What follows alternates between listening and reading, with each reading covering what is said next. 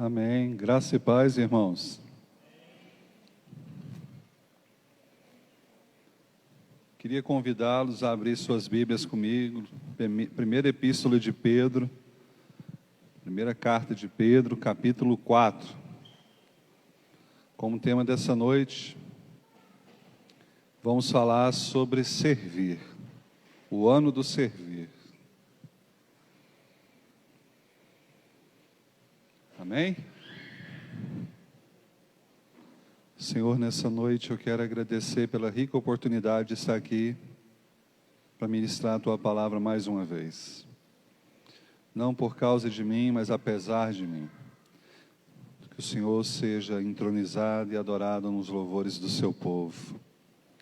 Que o Senhor possa, em nome do Teu Filho amado Jesus, falar aos nossos corações por meio das Escrituras, por meio da Tua palavra, porque é ela que liberta, é ela que transforma, é ela que santifica. Por isso que Jesus disse lá em Evangelho de João: santifica-os na verdade, a Tua palavra é a verdade. Deus, a santificação, o caminhar com o Senhor é por meio da Tua palavra, é através da Tua palavra, é da vivência da Tua palavra. E é nela que nós cremos em nome de Jesus. Amém? 1 Pedro capítulo 4. Posso ler com os irmãos a partir do versículo 1? A tradução que eu vou usar é uma NVI, mas a sua não vai estar muito diferente não. Portanto, uma vez que Cristo sofreu corporalmente, armem-se também do mesmo pensamento.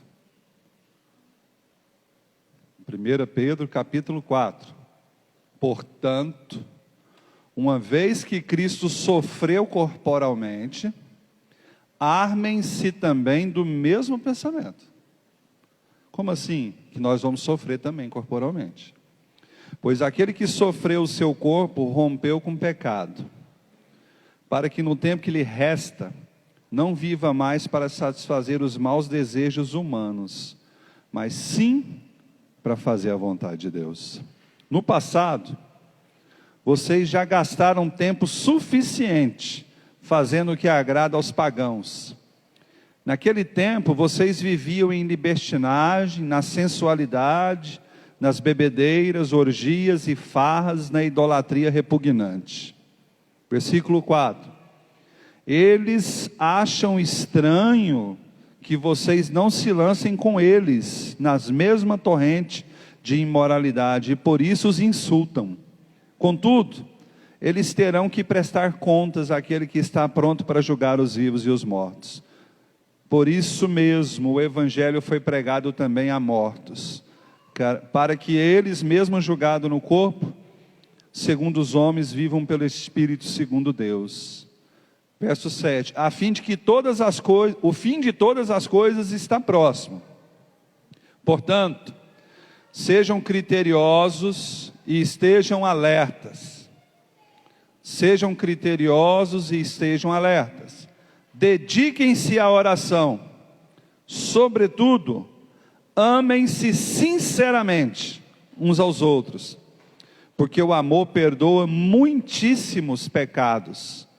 Sejam mutuamente administrando fielmente a graça de Deus em suas múltiplas formas.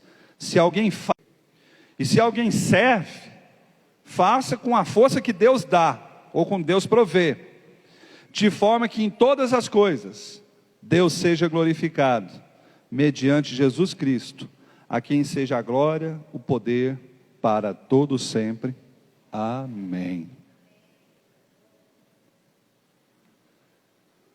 Irmãos, quando Jesus foi orar por Pedro, não só para os discípulos, que a gente acha que aquele texto da peneira, que Jesus falou só para Pedro. Se você ler o texto lá, ele falou para todos os discípulos, né, sobre a questão da peneira. Mas eu vou orar para que vocês possam suportar. E Pedro fala lá algumas coisas, né, que não vai negar. Não é assim, não é desse jeito que o senhor está falando, não. E Jesus fala para Pedro assim, lembra que Pedro já estava andando com Jesus, hein? Pedro já andava com Jesus. E Jesus disse assim para ele, quando você nascer de novo, quando você converter, você vai entender o que eu estou falando. Veja bem, eu vim prestar atenção nessa parte desse texto agora recentemente, que Jesus fala para Pedro, e Pedro já estava andando mais de ano com Jesus. E Jesus fala para ele, quando você se converter, quando você nascer de novo, você vai entender do que eu estou falando. O tempo passou, e eu estou aqui na primeira epístola de Pedro, 60 depois de Cristo. Pedro provavelmente já está em Roma, e ele deve ter morrido na perseguição de Nero aos cristãos, por volta de 64. Então, Pedro já está idoso, está mais velho. Essa carta, junto com 2 Pedro, já é bem no fim da vida dele, já bem na reta final do seu ministério. E ele traz vários conselhos, várias reflexões. O tema de 1 Pedro é o sofrimento como cristão. O tema do livro. O tema de 1 Pedro é o sofrimento como cristão. Porque tem uma coisa, sofrer sem ser cristão, e sofrer como cristão. São diferentes o sofrimento. A carta, foi escrita por volta do fim da vida do discípulo, 60 depois de Cristo. Já tinha se passado 60 anos de Jesus. Já tinha se passado muita coisa. Alguns discípulos já tinham até morrido, Muitas pessoas já tinham até morrido. E ele se dirige aos cristãos em várias partes da Ásia Menor, que chamavam dispersos, que estavam sofrendo rejeição devido a ser de Cristo e servi-lo. Amém? Então esse é o pano. Pedro, ele escreve a carta numa época de muita perseguição. Quando ele escreve, estava tendo muita perseguição já contra a igreja ali, 60, 65 anos depois de Jesus. A perseguição começou muito cedo, e era uma perseguição pesada, de morte, de crucificação, de colocar fogo, de entrar dentro das casas, de arrombar a porta, de tirar a pessoa lá de dentro. Era dias difíceis, de muita perseguição. Engraçado, estou falando isso aqui pensando por agora. Parece que vai voltar esse negócio. E aí, tinha uma perseguição pesada, e aí ele traz alguns conselhos para o pessoal que estava perdido e desesperado. Em 1 Pedro, no mesmo livro aí, no capítulo 1, no versículo 8 e 9, ele já começa trazendo um consolo, dizendo para os irmãos, ali da Ásia Menor, das 4 cidades, mesmo não tendo visto quem, irmãos? Jesus. Olha o consolo dele para os irmãos. Mesmo que vocês não tendo visto, vocês o amam.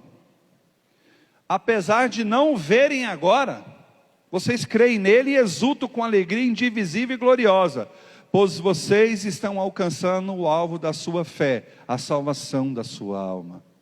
Olha o consolo dele, porque imagina você numa situação de perseguição, e ele chega e fala, mesmo que vocês não viram Jesus, eu estou vendo que vocês o amam. Quem aqui ama Jesus, mesmo sem ter o visto? Você o ama mesmo sem o ver? Aqui o consolo foi esse. E apesar de o não verem agora, vocês não podem vê-lo agora, vocês ainda creem nele e exultam com alegria. E estava debaixo de perseguição. Então ele traz alguns consolos, algumas reflexões. Aí ele chega aqui no capítulo 4, já para o capítulo 5, ele vem trazendo algumas reflexões. E eu tenho uma pergunta para iniciar a palavra. Como nos vemos, eu e você, como você se vê, particularmente, na hora de servir ao Senhor no reino dele? Como você se vê, na hora que você está servindo? Como você sabe que o que você está fazendo é um serviço para o reino de Deus? Como você sabe que o que você está fazendo hoje em dia é uma maneira de estar servindo a Deus? Aqui ele começa dizendo assim, olha, Cristo sofreu corporalmente, sofreu ou não? Muito, irmãos. Jesus, as suas últimas 12 horas foram infernais, para não dizer terríveis. E eu fico imaginando a solidão de Jesus. Jesus passou uma solidão difícil, porque quando ele foi preso de madrugada lá no Getsêmani, todo mundo foi embora. Depois que Pedro cortou a orelha lá de Malco, que Jesus restituiu a orelha do irmão lá, todo mundo foi embora. E amarraram Jesus em correntes e o levaram. E não levaram ele para o lugar certo. Levaram ele para a casa do sumo sacerdote. Porque ainda não estava aberto, não era hora de julgamento. Quiseram fazer um motim contra Jesus de madrugada, com os escribas, os fariseus, o sumo sacerdote. Foi todo mundo para casa lá, com soldados, com Jesus. Jesus se encontra sozinho ali naquela casa, amarrado a correntes e sendo inquirido pelas pessoas, sendo perguntado pelas pessoas, sendo zombado. Passou ali uma noite até que o dia amanheceu, para chegar diante de Pilatos. Ele ficou ali sofrendo humilhação. E aí Pedro traz essa memória 60 anos depois, dizendo: olha, Jesus sofreu corporalmente, armem-se também do mesmo pensamento. Veja bem o que ele está dizendo para o povo depois de muitos anos, né? Nós não seremos diferentes. Não é porque aconteceu com ele, não vai acontecer com nós, porque tinha que acontecer só com ele. Não, armem-se do mesmo pensamento, que vai acontecer conosco. E nós já morremos para o pecado. E ele começa a falar de morte para o pecado, que a gente não serve mais o mundo, que as coisas do mundo já não nos pertencem mais, que essas coisas já não me engendram mais, já não me amarram mais. E ele vai fazendo vários conselhos, fala que o fim está próximo. Ele vai falando várias coisas sobre os mortos. Aí ele vem aqui no versículo 7 para baixo, que eu quero me ater. Primeiro ponto: use o sofrimento para refinar a sua fé em Cristo. Repete comigo, igreja: use o sofrimento para refinar a sua fé em Cristo. Esse é um exercício difícil. É ou não, irmãos? É um exercício difícil você saber lidar com isso, né, pastora? Pensa, como é que a gente usa o sofrimento para refinar a fé? Na verdade, o sofrimento é pedagogia. Sofrimento é um processo pedagógico. Todo mundo sabe que pedagogia é uma palavra do ensino, não é isso? É um processo pedagógico do céu. Irmão, se nós não sofrêssemos, se nós não tivéssemos dias difíceis, se nós não fôssemos tratados na nossa carne, na nossa alma, nas nossas emoções, nos nossos pecados, nos nossos delitos, se não fôssemos confrontados nas coisas que são são desalinhadas das Escrituras, como é que voltaríamos para Deus? O sofrimento é pedagogia. E Pedro está falando isso aqui naquela época da perseguição, dizendo: olha, vocês estão sofrendo perseguição de todo tipo. Não tem um lugar que a gente não está sofrendo perseguição. Está difícil para todo mundo. Inclusive ele vai dar o conselho da hospitalidade. Ele fala assim: vocês precisam ser hospitaleiros. Por quê? Porque Pedro dá o conselho de hospitalidade aqui. Porque naquela época, por causa da perseguição, quando a perseguição acontecia na casa do Daniel, Daniel tinha que sair com a pastora, com o rapaz, e ir para outra cidade, chegar numa outra cidade, procurar irmãos em Cristo, procurar cristãos e falar: você pode me dar uma hospedagem aqui na sua casa? Porque eu saí debaixo de perseguição, estava tentando matar nós lá, e eu queria, se você pode receber a gente uns dias aqui na sua casa, para que a gente possa orar junto, e daqui a pouco eu procuro um trabalho, eu procuro um outro lugar, você dá guarida, você me socorre. Entende por que Pedro estava falando sobre hospitalidade aqui? É porque as pessoas tinham que ficar correndo, e na medida que tinha que ficar correndo da morte, da perseguição, elas precisam ser recebidas na casa das pessoas.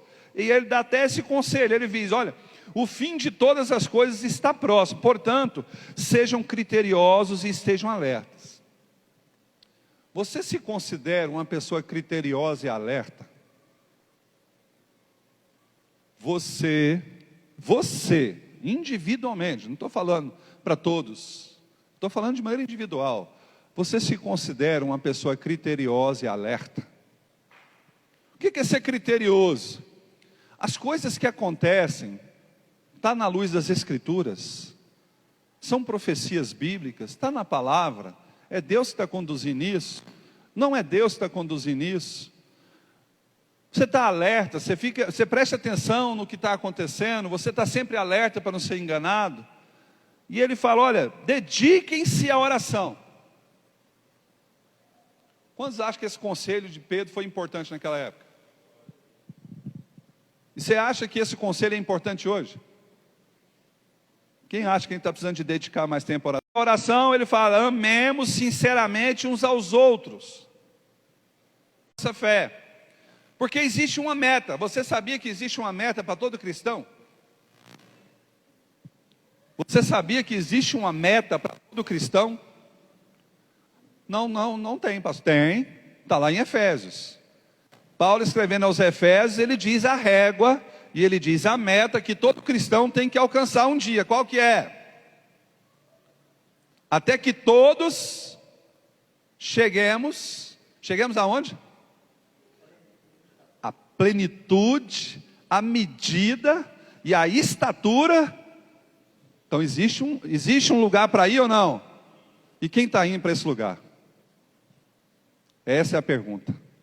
Porque existe uma régua, existe um limite, existe um lugar no qual todo cristão tem que chegar. Qual é o lugar, pastor? Até que todos cheguemos. Veja bem o que Paulo está falando para Efésios. Todos cheguemos à medida, à estatura, à varonilidade de Cristo Jesus. Então existe uma régua, existe uma métrica, existe um alvo, existe um objetivo.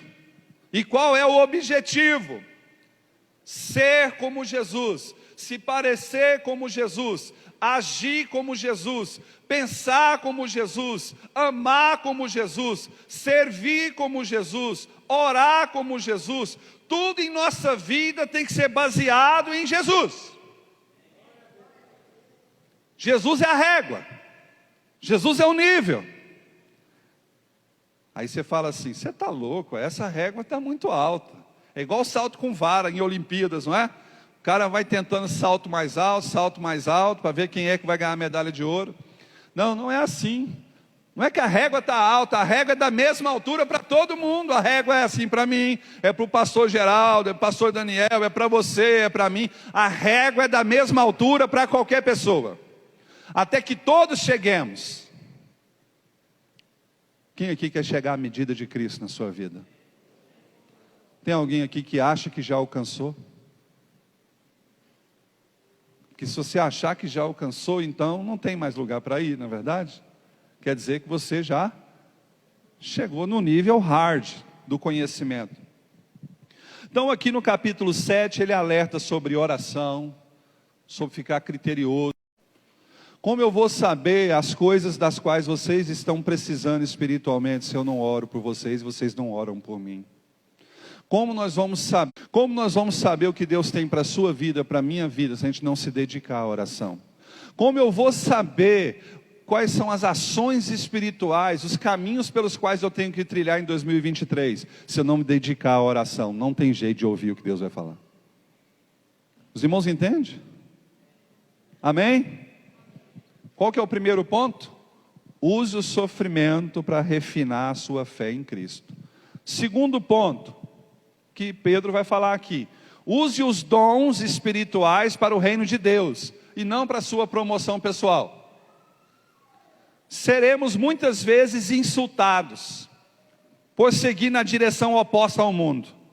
Porém, todos prestarão conta diante de Cristo. Fique em paz. Fique em paz se você está na contramão. Fique em paz se você está numa direção que ninguém está andando.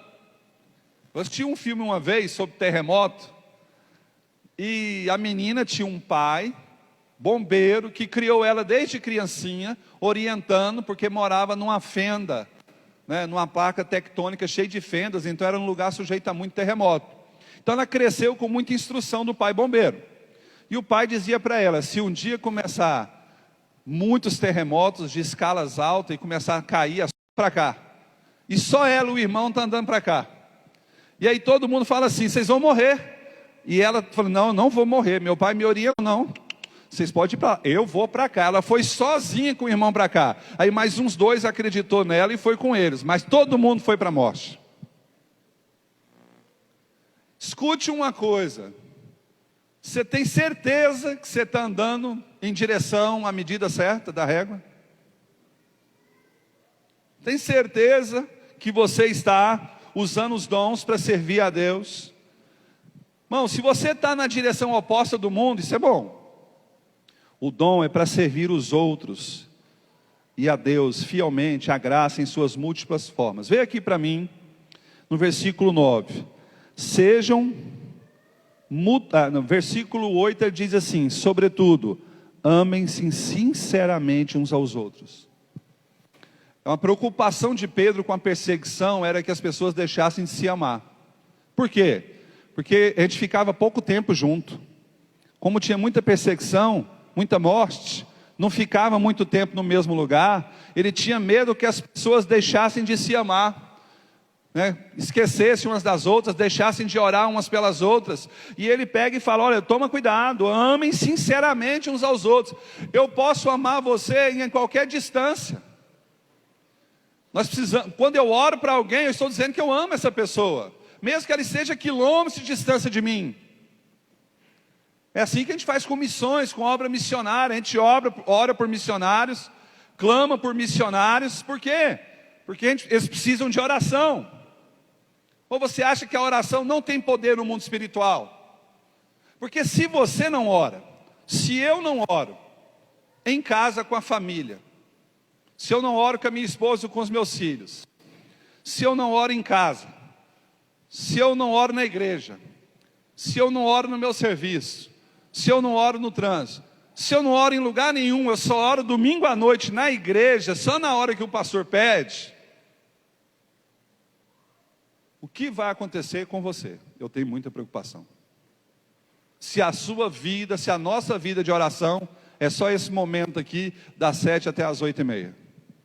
Se é só esse momento. E a gente não passa das 7 às 8h30 orando. A gente canta, faz oferta, participa da ceia. Então a gente não fica 1h30 orando. Como é que está a sua vida de oração? Você está seguro? Tem orado pelas pessoas? Tem intercedido? Irmão, existe uma resistência espiritual muito grande para casais orarem juntos. Já observou? Todo casal, irmão, você conversa, esbarra na mesma coisa. A gente não consegue orar junto. Você acha que não tem um dedo de Satanás nisso aí? Você acha que não tem uma ação espiritual nisso aí? Irmão, se não sacrificar, não ora. Se não dedicar, não vai adiantar. Por isso que tem que amar sinceramente. Porque quem ama, ora. Não é verdade? Sejam mutuamente hospitaleiros e sem reclamação. Você imagina naquela época da perseguição, se chegasse uma família com 8 crianças e pedisse para hospedar na sua casa? Você imaginou? Porque naquela época aconteceu. Chegava às vezes pai com filhos cristãos, com mais 6 crianças, 7 crianças, e chegava na... E aí você recebe essas pessoas, e na hora que elas começam a se organizar, você já chama lá na cozinha, no cantinho, os seus filhos, seu marido, e fala assim: meu Deus, onde a gente arruma comida assim de gente? Aqui, esse povo vai ficar aqui esse tanto de dia, nós não temos condição disso não, como é que nós vamos fazer? Você acha que esse é o caminho? Murmurar. Por isso que Pedro está falando, ó, seja hospitaleiro sem murmuração, irmão. Se for para reclamar, já fala na chegada, fala: irmão, não posso recebê-lo. Amém? Você gosta de visita na sua casa? Gosta? Você gosta de receber visita na sua casa? Ou você gosta mais quando a visita vai embora? Não, mas tem visita que é chato mesmo, tem visita que é ruim mesmo. Uma visita que vai só para desabafar e falar problema. Fica só contando. Você, na hora que a visita vai embora, você quase tem que tomar um Doril, um Anador, tem que tomar uma dipirona, que você está doente igual ela. A pessoa vai embora e deixa a doença. Aí isso aí é constante, isso acontece demais com a gente, não é? Tem pessoas que a dor dela é sempre maior do que a do outro, o sofrimento dela sempre é maior do que o do outro.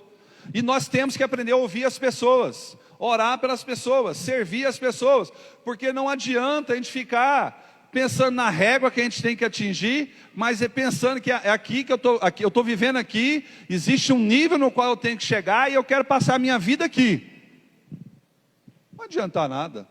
E aí Pedro, gente, fica pensando Pedro falando isso aqui já no fim da vida, né? Um homem que fez o que ele fez, hein? Os conselhos disso aqui vindo de Pedro é assustador, não é? Muitos anos depois, você vê que ele aprendeu. Você vê que ele aprendeu, mas aprendeu de verdade.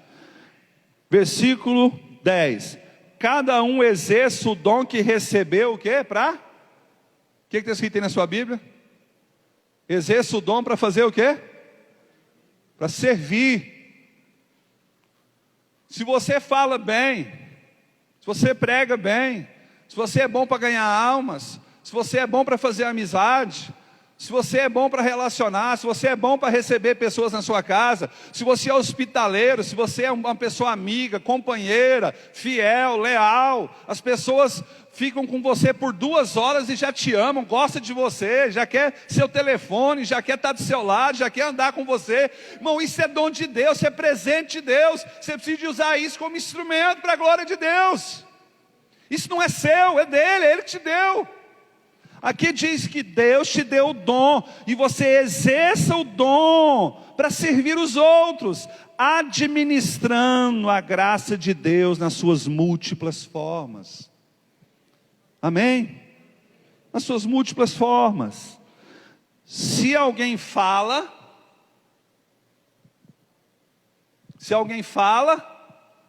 fale de acordo com a Escritura e com a palavra de Deus. Irmãos, nós ficamos aqui na quarta-feira, nas 4 quarta-feiras, falando sobre dons espirituais. E você sabia, presta atenção nisso aqui, ó. Pastores, eu fiquei analisando isso hoje, estudando. Pedro pegou todos os dons que tem na Bíblia, todos os dons da Bíblia, e conseguiu sintetizar eles em 2, você sabia? Dons de fala e dom de servir. Como assim servir? Socorros, misericórdia, contribuição, tudo isso é servir. Fora outro, ir na casa da pessoa, dar socorro, dar assistência, visitar, ir no hospital, é dom de servir. Então ele pegou todos os dons que tem a ver agir, andar, direcionar, mover em direção ao outro, dizendo e servir. E os outros dons, palavra de conhecimento, palavra de ciência, discernimento, pastoreio, ensino, né? Evangelismo, é o que? Não é fala?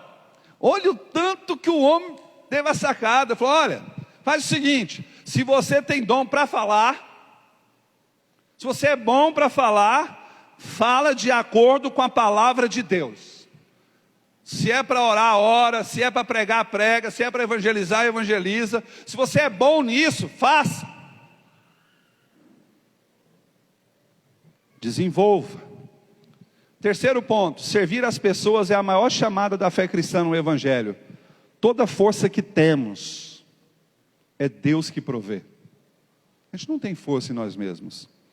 E Deus provê força para que a gente use exclusivamente no doar e no servir no seu reino. Tudo que Deus nos deu, dons, talentos, capacidades, saúde, são para avançar na pregação do Evangelho e na transformação das vidas.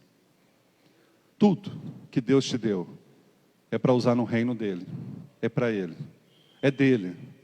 Se você fala bem, Ele te deu. Se você hoje ganha 30 mil reais por mês, pode ter certeza que foi Deus que te conduziu até chegar lá. Se você hoje tem sucesso em algumas áreas da sua vida, você consegue reconhecer que foi Deus que deu sucesso nessas áreas? Você consegue devolver a glória para a pessoa certa? Ou às vezes você começa a pensar assim que foi eu. Não, foi eu. Se não fosse eu estudar, se não fosse eu, não sei o que. Bom, a gente não tem isso. Nada é nosso. Aqui está dizendo que tudo é para a glória de Deus. Se alguém fala, faça como quem transmite a palavra de Deus. E se alguém serve, faça com a força que Deus provê. Se eu tenho que servir, contribuir, então eu faço. Se eu tenho que pregar, sair da minha casa, eu vou. Não importa, eu vou. Último ponto para a gente concluir. Você tem facilidade para falar? Então fala com amor. Você se sente bem servindo as pessoas? Então sirva com amor. Você gosta de orar pelas pessoas? Então ore com amor. Você gosta de visitar as pessoas? Então visite com amor. Você gosta de cuidar das pessoas? Então cuide com amor.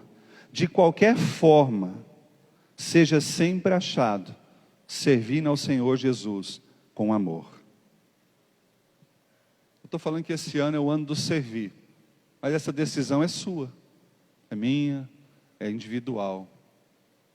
Não adianta, você pode abrir lá em Efésios comigo, para a gente encerrar. Abre lá em Efésios, por favor.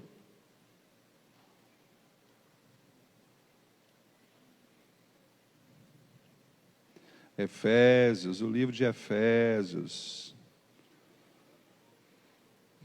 Paulo estava preso quando escreveu Efésios, irmãos? Estava ou não, vocês sabem?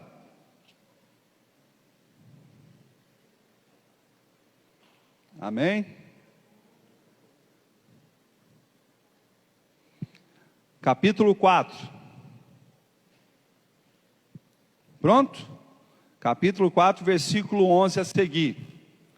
E ele designou alguns para apóstolos, outros para profetas, outros para evangelistas e outros para pastores e mestres. Você concorda que todos esses aqui têm a ver com a fala? Não tem a ver com a fala?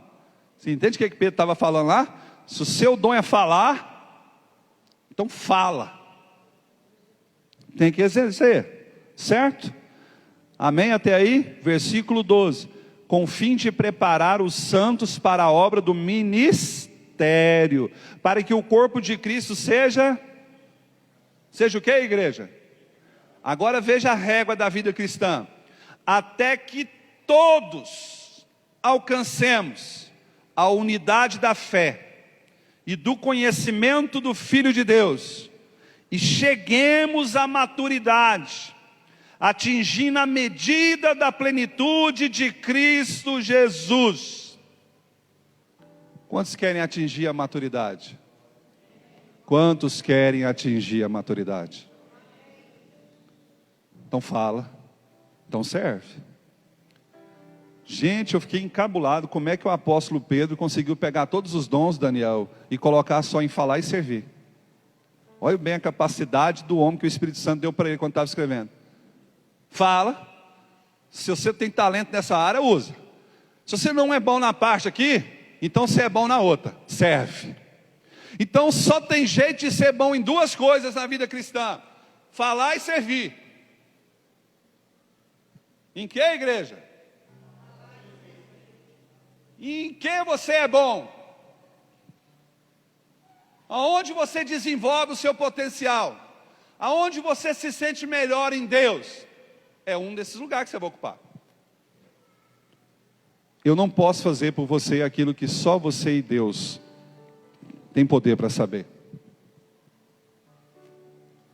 Estava falando com um louvor aqui sábado, numa reunião, dizendo que nos anos 90, nós cantávamos um hino aqui na igreja, que dizia assim: hoje eu decidi, Jesus, te eleger como meu Senhor. E o meu desejo é de não ter desejo algum. E o teu querer é tão somente o meu querer. Aceita, Senhor, a minha vida. Saudade dessas músicas.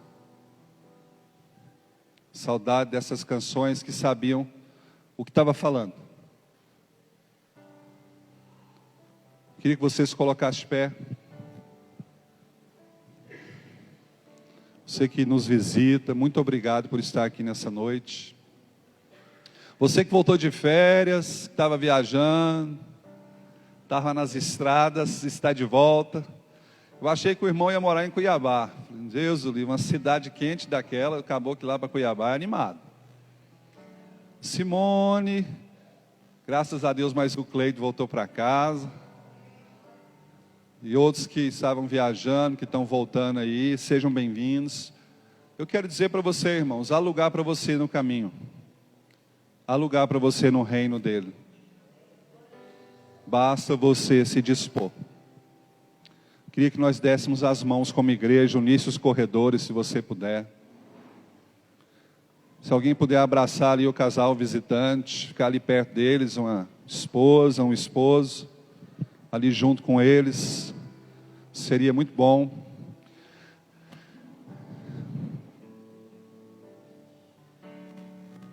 Você sabe que lá no céu tem 2 livros. O livro de Apocalipse fala que tem 2 livros. Tem o livro da vida, que é o livro da salvação. E tem um livro das obras, que é aquilo que você fez em prol do reino de Deus. Eu tenho medo de que o meu livro de obras esteja só uma linha igual da minha assinatura do meu nome no livro da vida. Eu estou pensando se está quase igual, só uma linha, só uma assinatura. Aí você fala assim, nossa pastor, mas você já fez muita coisa. Irmãos, sempre tem coisas para fazer no reino de Deus. Vidas para ganhar, almas para discipular, pessoas para cuidar, vidas para salvar, pessoas para socorrer. O que às vezes falta é trabalhadores na seara. Quarta-feira nós retornamos o nosso culto de ensino. Quarta agora, já vai ter com o pastor Daniel. E sexta-feira já retornamos o nosso culto de oração. Eu vou seguir o conselho de Pedro aqui à risca. Dediquem-se à oração. Dediquem-se à oração. Lá na sua casa, irmão, dedique-se à oração. Se prepara. Como diz aquele filme, aperte os cintos que o piloto sumiu. Toma cuidado, o piloto não sumiu, o piloto é Jesus. Ele está na condição de tudo isso. Eu queria agora que você orasse por essa pessoa que está do seu lado, profetizando que ela tem capacidade tanto para falar quanto para servir. Que ela consegue desempenhar bem nas 2 áreas, falando e servindo. Você pode orar uns pelos outros? Eu queria ouvir vocês orando uns pelos outros. Levanta a sua voz. Começa a orar uns pelos outros. Seja contribuindo, seja falando, servindo em nome de Jesus. Nada vai te paralisar. Nada vai te paralisar. Nada vai te paralisar. Em o nome do Senhor Jesus. Senhor, nós oramos nessa noite. Que esse ano seja o ano do servir de verdade. Na nossa rua, com a nossa família, com os nossos irmãos, com as nossas irmãs, pais, primos, parentes, sobrinhos, sobrinhas, na nossa rua, seja por onde a gente passar, na faculdade, na universidade, com os filhos, com a esposa, com o marido, que a gente possa estar falando e servindo, com a força que Deus provê. Porque quem provê a força, diz o apóstolo Pedro, é Deus. O Senhor vai te prover força, a força vem dEle, o dom vem dEle, os talentos vêm dEle, tudo vem dEle para a sua vida e para a minha vida de graça. Nós temos que usá-lo no teu reino. Existe uma régua, existe uma medida, até que todos cheguemos à medida, à estatura de Cristo e à maturidade da nossa fé. Aleluia. A Ele a glória. Aleluia. A Ele a glória.